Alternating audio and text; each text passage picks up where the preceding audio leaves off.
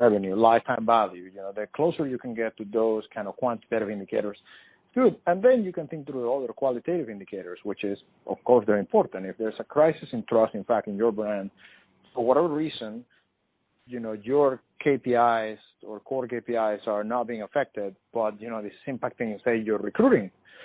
Okay, that still might be a big problem and something you have to solve, but at least you need to know where it is that it's impacting you, because if you say that, there's a crisis of trust and people are not buying my products, it's very different from there's a crisis of trust, people still buy my products, but, consumers don't want to,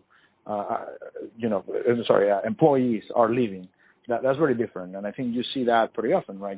A great example here was, obviously, Uber kind of went over the top on this problem, right? And they just packed every possible PR mistake on top of each other until you basically saw the impact across the board, right? Lyft was gaining market share, employees were leaving, the brands were there, the lobbies were against them.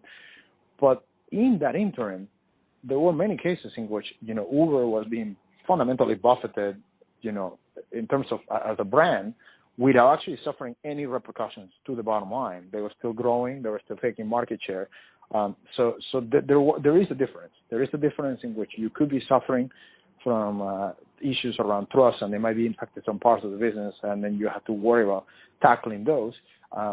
It's not a clear cut that, trust will necessarily lead to a down or a decline in trust. Will lead to a decline on all the core KPIs you care about, and therefore trying to target that is not necessarily the wisest thing. It also actually kind of impacts, if you want to kind of go to the source, why are you suffering from a crisis of trust? That also kind of dictates understanding what is it affecting might actually inform what is the actual underlying reason, right? Trust, lack of trust is really an outcome, not a cause. So why are you having that lack of trust?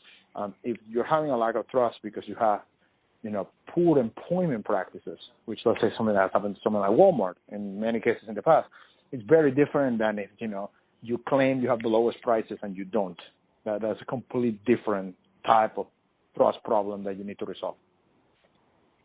And I think, and just, for someone like me is not, an expert in kind of the measurement piece, I'm particularly interested in this idea, the first piece of that, is it a problem? It seems like it's an easy question. It's the most important question, but for a lot of folks, it's also the most difficult question. Kind of, take me through a little more detail. Kind of, how do you decide if there is a problem, if it's something that should be kind of pushed to the forefront?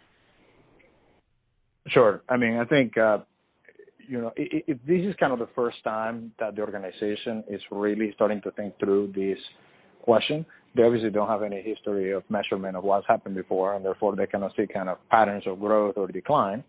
So at a fundamental level, the easiest starting point, which is still very informative, is you need to figure out a mechanism to poll the stakeholders you care about, right? And generally speaking, those are your users. And generally speaking, if you're a consumer tech company, polling your users is extremely easy. You will have a low response rate unless you're Facebook or Google, which have massive usage, and will get, a couple percentage points of any survey they send, they'll get those responded. If you're an average kind of consumer tech brand, you have to settle for a much lower conversion rate in terms of responses than that.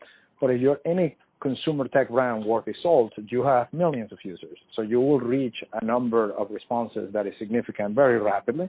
And this is not, this is very well understood kind of surveying principles. There's nothing innovative here. The advantage of being a consumer tech company is that you have the lowest cost channel for surveying that has ever been created.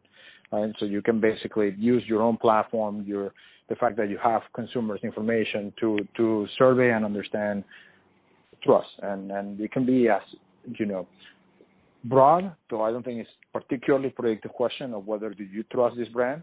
I think there's deeper layers on that, on specific points. I think the more specific the questions are, the more likely the responses are to be useful and actually associated to KPIs.